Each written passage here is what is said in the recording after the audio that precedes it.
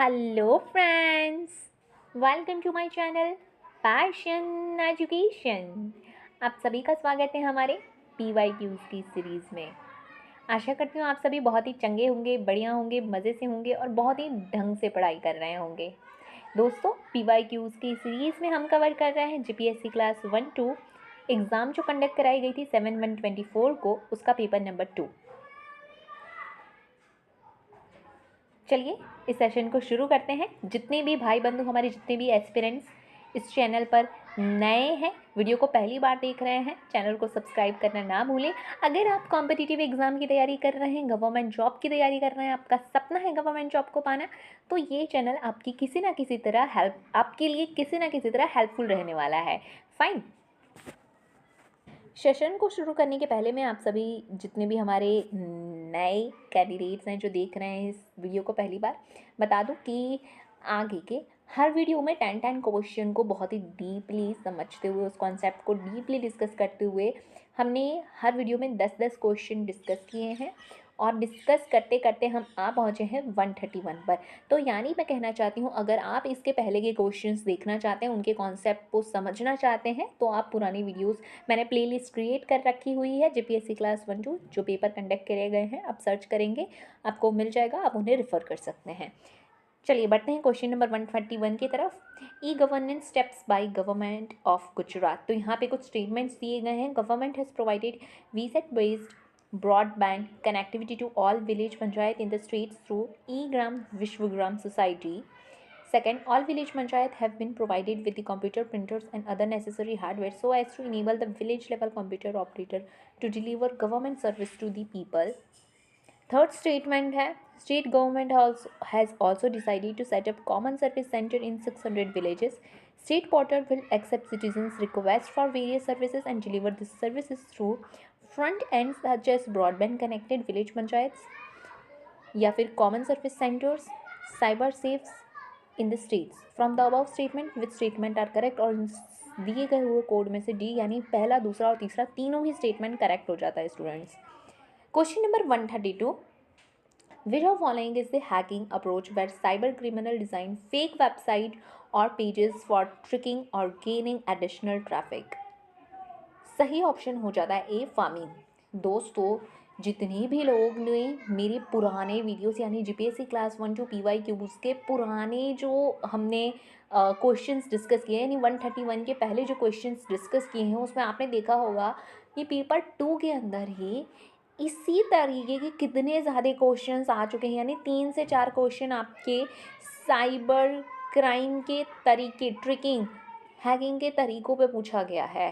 Fine. तो मतलब अगर ये कॉन्सेप्ट आप अभी भी पढ़ लेते हैं तो ये आपको बहुत हेल्पफुल होगा आने वाली GPSC क्लास 1-2 की एग्ज़ामिनेशन में।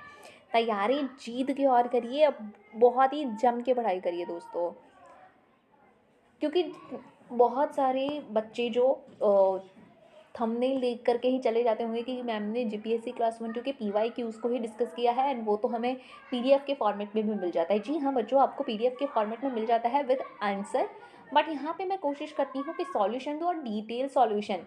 सिर्फ उस क्वेश्चन का आंसर ये कैसे आया उतने से बात ख़त्म नहीं करना है। यहाँ पे हम यहाँ पे समझते हैं, यहाँ पे आपको फार्मिंग दिया गया है, वेबसाइट डुप्लीकेशन भी क्या है, स्पैमिंग भी क्या है, हम उन सबको समझेंगे ताकि next time same question repeat तो नहीं होने वाला है, बट इन सब ऑप्शंस में से भी जो क्वेश्चन बन जाए तो आपके लिए हेल्पफुल रहे। यही तो आप करते होंगे ना, PYQs को एनालिसिस करने का मतलब क्या है? उसको क्वेश्चन को देख के छोड़ देना थोड़ी है, उस क्वेश्चन को स्टडी करना, उसके कॉन्सेप्ट को स्टडी करना। सो यहाँ पे फार्मिंग बताया जा रहा है, it is a scamming practice in which malicious code is installed on a personal computer or server, misdirecting user to fraudulent website without their knowledge or consent. The aim is for user to input their personal information, और इस तरीके से आपके personal information को चुरा लिया जाता है, जैसे कि credit card number, bank account number, password. तो कभी भी कोई वेबसाइट पे अपना पर्सनल डिटेल्स डालने के पहले एक बार बहुत ही ध्यान से चेक कर ले कि वो वही ओरिजिनल वेबसाइट है।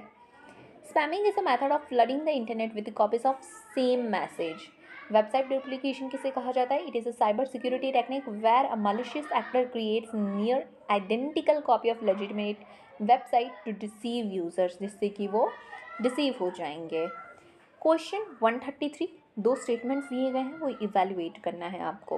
पहला स्टेटमेंट बात कर रहा है गगनयान प्रोजेक्ट की, that it proposes demonstration of human space flight capability by launching crew of 3 members to an orbit of 400 km for 3-day mission and bring them back safely to earth by landing in Indian sea water. Second बात कर रहे हैं NISAR satellite की, that is NISAR is a low earth orbit observatory being jointly developed by NASA and ISRO. Nishar will map the entire globe in 12 days and provide spatially and temporally consistent data for understanding changes in Earth ecosystem, ice mass, vegetation biomass, sea level rise, groundwater and natural hazard including earthquake, tsunami, volcano and landslide. दोस्तों यहाँ पे correct option हो जाता है C, both the statement are correct. तो हम दोनों ही Gaganyaan project और निशार सैटेलाइट के बारे में जानेंगे। गगनयान मिशन है जो कि इसरो के द्वारा लॉन्च किया गया है और इसके अंदर 3 फ्लाइट शेड्यूल की गई है ऑर्बिट में। पहली तो 2 अनमैन्ड फ्लाइट्स होगी और तीसरी जो होगी वो ह्यूमन स्पेस फ्लाइट की जाएगी। Gaganyaan system module called orbital module will have 3 Indian astronaut including a woman. It will circle Earth at low Earth orbit at an altitude of 300 to 400 km from Earth for 5 to 7 days. यहाँ पे launch करने के लिए use किया जाएगा GSLV Mark 3, जिसको LVM launch vehicle Mark 3 भी कहा जाता है। The 3-stage heavy lift launch vehicle will be used to launch Gaganyaan as it has the necessary payload capacity. निशार के बारे में बात कर लेते हैं। ये दोनों ही स्पेस एजेंसी यूएस और इंडिया के दोनों स्पेस एजेंसी के द्वारा डेवलप किया जाने वाला है। इसके लिए पार्टनरशिप एग्रीमेंट साइन कर लिया गया था 2014 में ही। The satellite will operate for minimum of 3 years. दोस्तों जब कोई सैटेलाइट, स्पेस फ्लाइट, ये सारी चीज़ें चर्चे में रहती हैं ना, तो कितने साल के लिए वो ऑपरेशन रहेंगी, उनका एम क्या है, वो सारी चीज़ें आपको याद रख लेनी है। It is a low earth observatory, 12 दिनों के अंदर ये पूरे ग्लोब को मैपिंग कर लेगा। Fine. It is 2800 kilogram satellite consisting of both L band and S band synthetic aperture radar instrument which make it's dual frequency imaging radar satellite. तो ये डुअल फ्रिक्वेंसी वाला होगा एल बैंड और S band वाला। अब यहाँ पे ये जान लेते हैं कि कौन सी स्पेस एजेंसी कौन सा बैंड प्रोवाइड करने वाली है। नासा जो है एल बैंड रडार प्रोवाइड करेगी, GPS high capacity solid state recorder to store data and a payload data system, और उसी के साथ साथ इसरो प्रोवाइड करेगा S band radar, GSLV launch system और एक स्पेसक्राफ्ट। सो देख रहे हैं दोस्तों कितना डिटेल में जाकर मैं किसी एक क्वेश्चन के कॉन्सेप्ट को डिस्कस कर रही हूँ। ये सारी मेहनत आप सभी के लिए हो रही है ताकि कुछ भी तरीके से करके आपके लिए हेल्पफुल हो जाए, because I understand as an aspirant आप कितना ज़्यादा तहकीकात, कितनी सारी चीज़ें पढ़ने को हो जाती है इंटरनेट के ज़माने में। तो जैसे कि बहुत कुछ है पढ़ने के लिए, कई बार समझ नहीं आता है किस चीज़ को छोड़ा जाए। तो दोस्तों जब भी आप कोई एग्ज़ाम की तैयारी करना है तो पहले तो उनके PYQs को रेफ़र कीजिए ताकि आपको एकदम बढ़िया से पता चल जाए कि क्या चीज़ें रह रही है। और जितने ही लोग इस सीरीज़ को फॉलो कर रहे हैं उनको समझ में आ रहा होगा कि करंट अफेयर का जो वेटेज है इस एग्ज़ाम के अंदर कितना ज़्यादा है। दोस्तों ये सारी जो आप अभी जो क्वेश्चन हम डिस्कस कर रहे हैं ये करंट अफेयर के बेस्ड है, ठीक है। तो अगर आप हर दिन बहुत पढ़ाई भी नहीं कर रहे हैं तो करंट अफेयर तो आपको फॉलो करना ही करना है। आगे बढ़ते हुए इसी के साथ एक चीज़ और ऐड कर लेते हैं कि अगर आपको ये चैनल हेल्पफुल लग रहा हो, किसी भी तरह आपकी मदद हो पा रही है, तो चैनल को सब्सक्राइब करना ना भूलें, लाइक बटन ज़रूर से हिट करें एंड अपने दोस्तों के साथ शेयर करें। क्वेश्चन 134, ये मतलब थोड़ा अजीब लगता है बोलना कि ठीक है ये सबको पता ही है ऑलरेडी, सब्सक्राइब कर ही लेंगे, लाइक बटन दबा ही देंगे, बट फिर भी है ना, अभी करना पड़ता है चीज़ें। तो question 134, evaluate the below mention statement. First, in line with Prime Minister announcement at COP26, Ministry of New and Renewable Energy is working toward achieving 500 gigawatt of installed electricity capacity from non-fossil source by 2030. Second statements, India stands second globally in renewable energy installed capacity, second in wind power capacity and 24th in solar power capacity. जब भी ranking वाली चीज़ें आती तो अगर आप factual data के साथ बहुत क्लियर हैं तो ही उसे टिक कीजिएगा दोस्तों। करेक्ट स्टेटमेंट हो जाता है ए, करेक्ट कोड ए है, दैट इज सिर्फ फर्स्ट स्टेटमेंट करेक्ट है। तो यहाँ पे हम कॉप 26 के बारे में ज़रा जान लेते हैं। Glasgow summit has urge countries to consider strengthening their 2030 targets by COP 27 to be held in Egypt in 2022। यहाँ पे आपको दो फैक्चुअल डेटा मिल जाते हैं। COP 26 ग्लासगो में हुआ था और COP 27 इजिप्ट में होने वाला है। ठीक है, मतलब हो चुका है, 2022 में हो चुका है, अब तो 27, 28 यूएई वो सब भी हो चुका है। आएंगे COP 28 पे भी क्वेश्चन है तो हम उसे भी डिस्कस करेंगे। The summit targeted global warming not to exceed 1.5 degree Celsius and got about 140 countries to announce target dates for bringing emission down to net zero। यहाँ पे अगर बात कर ली जाए सबसे बड़ी अचीवमेंट क्या रही है तो इंडिया ने भी ये ज्वाइन कर लिया है दोस्तों। India has also join the consensus and announce it's net zero target of 2070। One day examination में बनने वाला सबसे IMP क्वेश्चन जो COP 26 से मिला है हमें, 2070 तक का टारगेट सेट किया है इंडिया ने नेट ज़ीरो अचीव करने का। और नेट ज़ीरो टारगेट क्या है, नेट ज़ीरो एमिशन क्या है, क्या कोई कंट्री कार्बन डाइऑक्साइड का एमिशन पूरी तरीके से नहीं करेगी, क्या कॉन्सेप्ट ये कहता है दोस्तों? तो ये क्वेश्चन, इस कॉन्सेप्ट को इसके प्रीवियस वीडियो में ही हम डिस्कस कर चुके हैं बहुत ही अच्छे से। जो बच्चे इस कॉन्सेप्ट को समझ चुके हैं वो कमेंट करके बताएंगे कि नेट ज़ीरो टारगेट आखिर में क्या कहता है। The achievement is significant as in the Paris Agreement, the developing countries did not agree to reduce emission but just the emission intensity of GDP. A potentially important development which emerged out of COP 26 is Glasgow Breakthrough Agenda। आपको ये ध्यान में रखना है, अगर आपसे पूछा जाएगा ग्लासगो ब्रेक थ्रू एजेंडा कहाँ किसकी देन है तो वो है COP 26 की। That was endorsed by 42 countries including India. So है क्या ये ब्रेक थ्रू एजेंडा है क्या? This is a cooperative effort to accelerate the development and deployment of clean technology and sustainable solution in area such as clean power, road transport, steel and hydrogen. तो ध्यान में रखिएगा, clean technology के development और deployment के लिए ये breakthrough agenda जो है एंडोर्स किया गया है 42 कंट्रीज़ के द्वारा, और उसी के अंदर इंडिया भी इसमें शामिल रहा है दोस्तों। Question number 135, evaluate the statement first solarisation of sun temple and town of Modhera Gujarat. Date दी गई है 9/10/2022। Prime minister dedicated to the nation India's first battery storage and solar power based Suryagram Modhera. Second statement, National Bioenergy Program. The National Bioenergy Program was launched on 2/11/2022। Third, वायुमित्र और जल Mitra skill development programme के बारे में बात कर रहा है कि Vayumitra and Jal Mitra skill development programs under HRT scheme were launch in 2022। यहाँ पे आप देख रहे हैं लॉन्चिंग डेट्स के बारे में पूछा गया है। फोर्थ, PM कुसुम स्कीम, प्रधानमंत्री किसान ऊर्जा सुरक्षा एवं उत्थान महाअभियान to provide energy and water security, digitalize the farm sector and also generate additional income for farmer by producing solar power. तो इसका करेक्ट ऑप्शन हो जाता है ए, दैट इज़ 1 2 3 4 सारे के सारे स्टेटमेंट करेक्ट हैं। PM कुसुम योजना के बारे में जान लेते हैं दोस्तों। ये स्कीम लॉन्च की गई थी ministry of new and renewable energy के द्वारा to support installation of grid solar pump in rural area and reduce dependence on grid in grid connected area. इसके 3 कंपोनेंट्स हैं जो कि आपको ध्यान में रखने हैं। पहला component A, 10,000 megawatt of decentralise ground mounted grid connected renewable power plants development करने का। Component B, installation of 2 million stand alone solar power agriculture pumps. And component C बात करता है solarisation of 1.5 million grid connected solar powered agriculture pump setup करने का।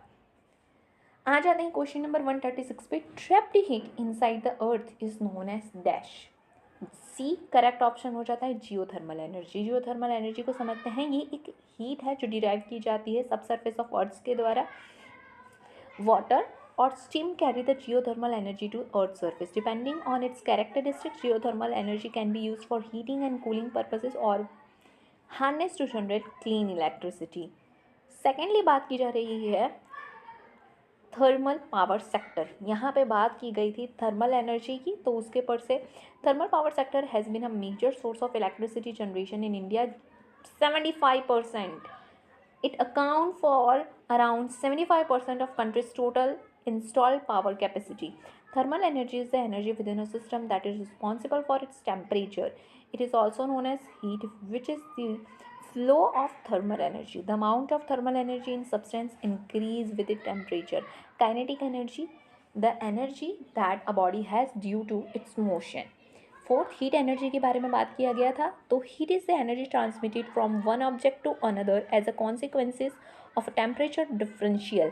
We can feel heat with the rise of temperature. When two bodies of different temperature come into contact, energy is transferred, that is heat flows from the hotter to the colder. जिसका ज़्यादा temperature है उससे heat transfer होगा जो body का temperature कम है in comparison to another body. Question number 137 बात कर रहा है, कुछ कन्वेंशंस दिए गए हैं और उनके रिलेटेड कुछ डेटा दिया गया है. ठीक है, ऐसे क्वेश्चंस बहुत ही ज़्यादा यहाँ पे Vienna convention, Rotterdam convention, Ramson convention and convention on biological diversity के बारे में बात की जा रही है. और पूछा गया है इनके रिलेटेड जो डेटा दिए गए हैं उसमें से किसकी पैर करेक्ट नहीं है. करेक्ट ऑप्शन हो जाता है डी, यानी रॉटरडैम कन्वेंशन की जो डिटेल दी गई है उसमें कुछ खामी हो सकती है. हम सभी कन्वेंशन को डिटेल में समझेंगे. रामसर कन्वेंशन, जब भी रामसर कन्वेंशन आप पढ़े आपके दिमाग में आ जाना चाहिए वेटलैंड. ठीक है, किस तरीके से, देखिए दोस्तों, Ramsar convention on wetland is an international treaty for conservation and sustainable use of wetland. It is also known as convention on wetland. So Ramsar convention wetland को बचाने के लिए हुआ है. रामसर कन्वेंशन वेटलैंड को बचाने के लिए हुआ है. इस कन्वेंशन का नाम रामसर कन्वेंशन क्यों रखा गया है? So it is named after the city of Ramsar in Iran where it was sign on 2 Feb 1971. Since then, this 2nd of February each year is celebrated as World Wetland Day. Number of parties देख लें 172 है. At the centre of Ramsar philosophy is wise use of wetland. So ये बढ़ावा देता है कि किस तरीके से वेटलैंड का वाइज यूज़ करना है. सेकेंडली बात कर लेते हैं वियना कन्वेंशन के बारे में, जिसको अडॉप्ट किया गया था 14 अप्रैल 1961 में United nation conference on diplomatic intercourse and immunities के द्वारा, जिनकी कॉन्फ्रेंस हुई थी वियना ऑस्ट्रेलिया के अंदर. इंडिया ने भी इस कन्वेंशन को रेटिफाइड किया है. क्या कहता है ये कन्वेंशन? सो दोस्तों 1961 का ये जो कन्वेंशन वो इम्यूनिटी प्रिविलेज प्रोवाइड करता है हमारे डिप्लोमेट्स को. आपको पता है कि एक कंट्री अपने डिप्लोमेटिक मिशंस डिप्लोमेट्स को बाहर भेजती है, दूसरे कंट्रीज़ में भेजती है, तो उनकी सेफ्टी इंश्योर करने के लिए कन्वेंशन साइन कराया गया है. It set out the special privilege and immunities which enable diplomatic mission to act without fear of coercion and or harassment through enforcement of local laws and to communicate securely with their sending governments. Rotterdam convention के बारे में बात की जाती है तो ये adopt किया गया था 1998 में रॉटरडैम नीदरलैंड के अंदर, एंड ये फोर्स में है 2004 के अंदर. क्या कहता है ये convention? It cover pesticide and industrial chemical that have been ban और सीवियरली रिस्ट्रिक्टेड फॉर हेल्थ और environmental reason by parties and which have been notified by parties for inclusion in the prior informed consent procedure.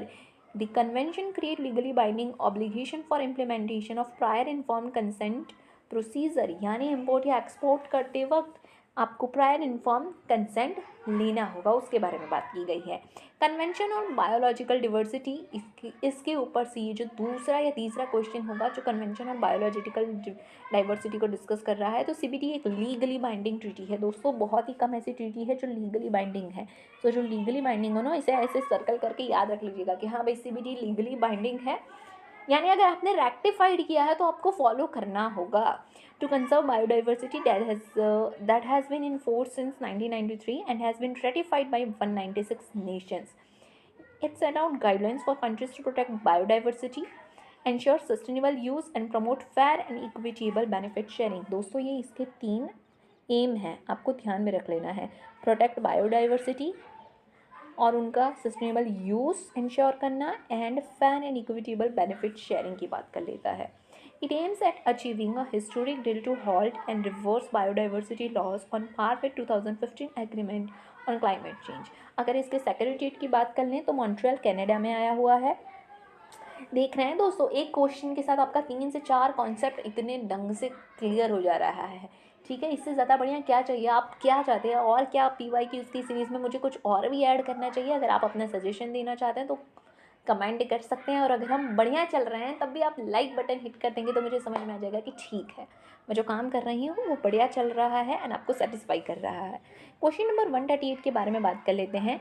India's domestic legal framework for wild life conservation constitutional provisions के, यानी wild life को लेकर के हमारे constitution में कौन से provision है। यहाँ पे first statement, the 42nd amendment act 1976 forest and protection of wild animal and bird was transferred from state to concurrent list. Second, article 51A subclause B of the Constitution states that it shall be fundamental duty of every citizen to protect and improve the natural environment, including forest and wildlife. Third, Article 48B in the directive principle of state policy mandates that the state shall endeavor to protect and improve the environment and to safeguard the forest and wildlife of the country. Which of the above statement are correct? So यहाँ पे A, that is only one statement correct है। दोस्तों हम आपको बता देते हैं क्या क्या कॉन्स्टिट्यूशनल प्रोविजन है, क्योंकि जितनी स्टेटमेंट्स में दी हैं वो तो कहीं ना कहीं कुछ गलत ही हो गए हैं। सो पहला बात कर लेता है the 42nd amendment act 1976 forest and protection of wild animals and bird was transferred from state to concurrent list. Second, article 51A का सब क्लॉज बी नहीं था, जी था, जो कि बात करता है the It shall be the fundamental duty of every citizen to protect and improve the natural environment, including forest and wildlife. And Article 48A DPSP का बात करता है that states shall endeavor to protect and improve the environment and to safeguard the forest and wildlife of the country. So ये कुछ articles थे जो वहाँ पे फेरबदल कर दिए गए थे। Question number 139, which ministry has undertaken the national mission for green India. Green India के रिलेटेड है, तो ये तो आप थोड़ा बहुत कल आगे भी कर लेंगे कि भाई रूरल डेवलपमेंट और साइंस तो हो नहीं सकता है, ministry of environment and forestry कर सकते हैं। देख रहे हैं कुछ कुछ क्वेश्चन ऐसे भी बन जाते हैं जहां आप तुक्का लगाने की हिमाकत कर सकते हैं और वो शायद सही भी हो जाए। बात कर लेते हैं national mission for green India के बारे में। So it is one of the 8 mission, यानी हमारा national action plan on climate change जो 2010 में किया गया था, उसके अंदर एक मिशन है national mission for green India. ऐसे ही 7 और अलग अलग मिशंस हैं। The target under mission is 10 million hectare on forest and non-forest land for increasing the forest or tree cover and to improve the quality of existing forest. It aims at protecting, restoring and enhancing India's diminishing forest cover and responding to climate change through adaptation and mitigation measure। यानी यहाँ पे दोनों ही major अपनाया गया है, adapt भी करना है हमें और मिटिगेट भी करना है। It proposes a holistic view of greening that extend beyond tree planting. Green India Mission focuses on multiple ecosystem services such as biodiversity, water, biomass preserving, mangroves, wetland, critical habitat, etc. along with the carbon sequestration. So दोस्तों आ गए हैं हम इस video के and के पड़ाव पर, यानी हमारे आखिरी क्वेश्चन 140 पर। अब ये आखिरी क्वेश्चन देखिए डील कर रहा है, किससे डील कर रहा है, देखिए the 2023 UN climate change conference was convened in Dubai UAE। It is also known as, कौन सा कॉप हुआ था, मैंने आपसे थोड़ी ही देर पहले COP 26 डिस्कस किया ग्लासगो समिट के बारे में। COP 27 इजिप्ट में हुआ। 28 के बारे में यहाँ पे, मतलब 28 यहाँ पे करेक्ट ऑप्शन है, UAE में हुआ है और उसके बारे में हम डिस्कस करने वाले हैं। ठीक है दोस्तों, तो इस तरीके से हमने 26, 27, 28 ये जो कॉप मीटिंग्स हो रही है एनवायरनमेंट को लेकर के, हमारी गवर्नमेंट एंड ग्लोबल लेवल पे बहुत ही चीज़ें चल रही है, तो ऐसी सारी मीटिंग्स को आपको ध्यान में रखना है, अपने नोट में इनकॉर्पोरेट कर लेना है और उसे रिवाइज करते चलना है दोस्तों। मैं बिल्कुल समझ सकती हूँ कि इस टाइम पे ऐसे माहौल में आप लोगों के लिए, देखिए जो अपने आप को कंसंट्रेट करके पढ़ाई कर रहे हैं ना, अपना फोर्स एक जगह लगा करके, सफलता उन्हें हासिल होनी ही होनी है। बट काफ़ी सारी ऐसी चीज़ें हैं जो आपके माइंड को डाइवर्ट करती होगी, आई अंडरस्टैंड दैट। एंड वो भी जिनका अभी पहले अटैम्प्ट में नहीं होगा, दूसरा या तीसरा चौथा अटैम्प्ट होगा, उनके अपने ही कुछ अलग से फियर होंगे कि क्या करना चाहिए, चीज़ें सही चल रही है, कुछ ये सारी चीज़ें भी होगी। बट सब चीज़ों को साइलाइट कीजिएगा, ठीक है, मन में ये सारी विचार आना स्वाभाविक है, ये चीज़ें आएंगी, अगर आपके साथ हो रही है तो मैं कह रही हूँ ये चीज़ें होने वाली है, ठीक है, ये होने वाली है और होनी भी चाहिए। आप लाइफ में आगे बढ़ रहे हैं और समझदार बन रहे हैं तो अपनी फैसले को उसको पूरा जब तक हो नहीं जाता तो आपको सवाल आप खुद भी उठाते रहते कि ठीक है कि नहीं है, होगा कि नहीं होगा। बट अपनी मेहनत पे विश्वास कीजिए दोस्तों, अपनी मेहनत पे विश्वास कीजिए। अपने आप को ऐसा बनाइए कि ठीक है, अगर मैं इस चीज़ में लगी हुई हूँ या मैं इस चीज़ में लगा हुआ हूँ तो करके ही निकलूँगा, ठीक है, करके ही निकलूँगा। मतलब चीज़ सिर्फ हार या जीत नहीं होती है, आपका डेडिकेशन, ये जो प्रोसेस में आप कितना ज़्यादा अपने आप को घुसा ले रहे हैं, कितना अपने आप को समर्पित कर दे रहे हैं। आप 4 घंटा दिन के पढ़ रहे हैं ना, तो आप 4 घंटा कितना अपना बेस्ट दे रहे हैं वो मायने रखता है। ये मायने नहीं रखता है कि बाद में मैं सोचूं कि भाई मैंने सिर्फ 4 घंटा पढ़ा और उसने 8 घंटा। बिल्कुल भी नहीं, आपने 4 घंटा अपना बहुत ही तसल्ली से अपना 100% दिया है। That what matter. हर चीज़ को सिर्फ हार और जीत के हिसाब से मत लीजिए। ज़िंदगी है, आगे चलती रहेगी, आप कुछ ना कुछ करते रहेंगे, कुछ ना कुछ में कुछ बहुत बेहतरीन करते रहेंगे। आपने मेहनत की है ना दोस्तों, तो वो कहीं नहीं जाने वाली है। बात कर लेते थोड़े डिस्ट्रैक्शन। आप डिस्ट्रैक्शन से मतलब ये मेरे दोस्त ये कर रहे हैं, वो चीज़ वो कर रहे हैं, वो तो थोड़ा सोशल मीडिया से अपने आप को कट ऑफ कर सकते हैं आप। ठीक है, मैं ये नहीं कह रही हूँ ये आप सन्यासी ले लीजिए, ऐसा कुछ नहीं कहा जा रहा है। बट बेहतर होगा अगर आप अपने आप को थोड़ा कट ऑफ वगैरह कर लें सोशल मीडिया से, बिकॉज होता है, ऐसी चीज़ें आती है, समझ में आता है।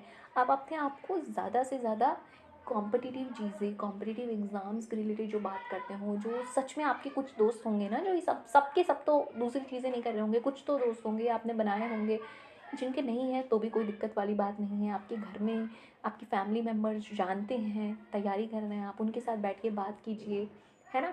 अगर 4 से 5 घंटे आप पढ़ाई के लिए दे रहे हैं, उसके बाद आपको दिन में बहुत ज़्यादा कहाँ ही टाइम हो जाएगा कि आप क्या ही देखें और डाइवर्ट हो आप। हाँ, यूट्यूब पे से कई बार आप जैसे कि आप ये सारी चीज़ें पढ़ रहे हैं, तो मुझे लगता है यूट्यूब का एल्गोरिदम ना कुछ इस तरीके से काम करता है। मुझे नहीं पता कि अब मैं एंड में डिस्कस कर रही हूँ, कितने ही बच्चे यहाँ पे सुन भी रहे होंगे या स्किप कर चुके होंगे। बट बात कर लेते हैं, मुझे माइंड में आ गई ये चीज़ कि यूट्यूब का एल्गोरिदम शायद कि इस तरीके से काम करता है, आप जितनी ज़्यादा अपने सर्च में रखते हैं ना, वो चीज़ें आपको दिखाई जाती है। तो आप सिर्फ पढ़ाई रिलेटेड रखें, 2 से 3 चैनल आपने सब्सक्राइब कर रखे हैं, उन पर विजिट कर लें, आपका पढ़ने लिखने का हो गया, फ़ोन को रख दे साइड में, हो गया। एक फ़ोन की वजह से जो बहुत ज़्यादा इन्फॉर्मेशन चली आ रही है, पढ़ाई के अलावा भी जो आपको डिस्ट्रैक्ट करते हैं, ऐसे इन्फॉर्मेशन चली आ रही है, उनसे दूर रहने का तरीका है आपको, है ना। फिर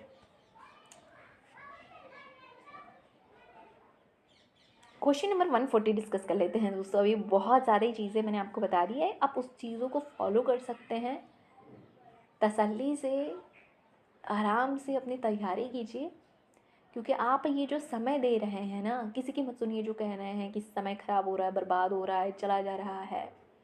आप अपने मन को बस ये बताइए कि आप कुछ बहुत बेहतर करने के लिए अपना समय दे रहे हैं। और जब आप कुछ बहुत बेहतर करने के लिए अपना समय दे रहे हैं, तो मन में क्वेश्चन नहीं होना चाहिए कि क्या मैं समय ख़राब कर रहा हूँ, राइट। आ जाते हैं क्वेश्चन नंबर 140 पे। The 2023 UN Climate Change Conference was convened in Dubai, UAE. It is also known as COP28. So 28 conference of parties COP28 took place in Dubai, UAE, with the representative from 197 countries presenting their initiative to curb global warming and engaging in discussion on future climate action. COP28 का जो outcome था उसके बारे में सबसे बड़ा जो चीज़ निकल के आया है वो है loss and damage fund create किया गया, ठीक है। It approve the governing instrument of loss and damage fund and decided that the fund will be serviced by new dedicated and independent secretariat.